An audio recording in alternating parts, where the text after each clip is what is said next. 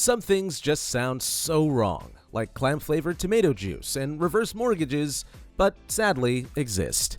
In the automotive world, nobody ever asked for a Ferrari station wagon, and yet, the 1965 330 GT 2+2 shooting brake sports wagon was built. Maybe the most wrong-sounding thing out there is a four-door Chevrolet Corvette, and you guessed it, that is something that also exists. Not only does it sound weird, it seems impossible to slap a couple of extra doors on a Vette that barely has enough room for two adults, but it became a reality in 1980. The oddest thing about this Franken-Vette is that it wasn't just the result of a garage mechanic with too much time and money on his or her hands.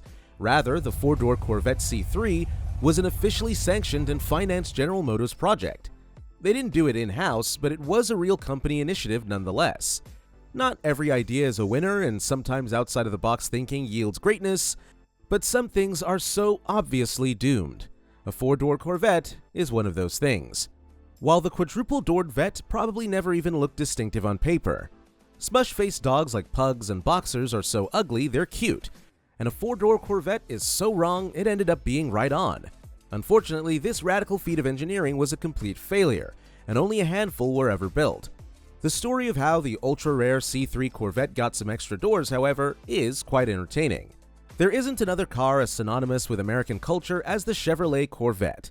It's been the subject of countless songs, and it inspired millions of individuals' lifelong passions for cars.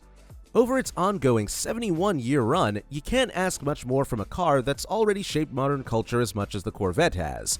It makes sense that a car with this much pull isn't, for example, a Honda Accord. No, the Corvette is an extremely impractical two-seat sports car. Anyone expecting a family or anyone who needs more than a few cubic feet of cargo space in their lives is advised to stay away from the Corvette.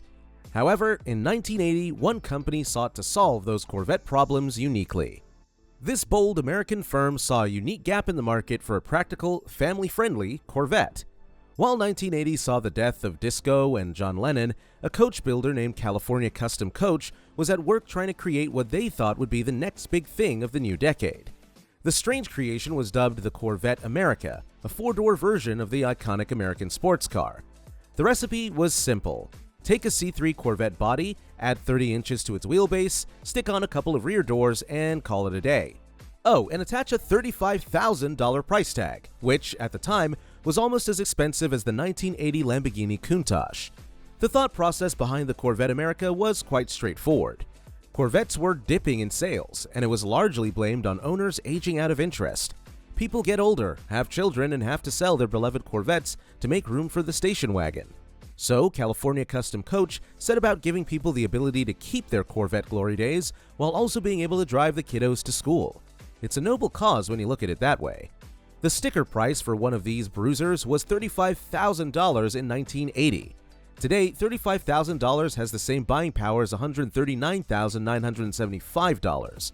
So we're talking more than a brand new 2024 fully spec'd Mercedes-Benz S-Class for a car that's just an elongated Chevy. It's no surprise that the Corvette America didn't sell well, with the coach builder only managing to move 6 confirmed examples, though other sources claim 10 were produced. The Corvette America's V8 was strangled by strict emissions regulations. While the Corvette America sports impressive though divisive looks, it's still a 1980s Corvette under the hood. This means you're not going to be experiencing breakneck speeds at any stretch.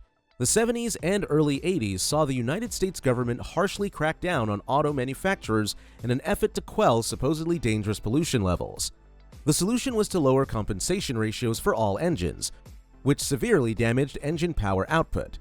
That's why you can see the Corvette go from pushing 390 horses in 1970 to only managing 195 horses in 1979. From the mid-70s to the mid-80s, the Corvette certainly wasn't the pinnacle of engineering it was in its heyday or today. The Corvette America came at a time when the Corvette was putting out dismal power numbers, so it was already hindered from the get-go. The 350 cubic inch Chevy small block it employed could only manage 195 horsepower and 285 pounds-feet of torque. Since the Corvette America was longer and heavier than a standard Vette, it could only manage 0 to 60 miles per hour in 9.1 seconds, and the all-time slowest top speed of any Corvette at 101 miles per hour. The Corvette America was conceived in secret. The original idea for the four-door Corvette came from General Motors themselves, although they were wary of attaching their name to the creation directly because of the unlikelihood of it being successful. So the job went to California Custom Coach, and they were tasked with producing 40 preliminary models for civilian use. Initially, after those 40 were produced and sold, it was to be judged if the Corvette America could survive in the mass market.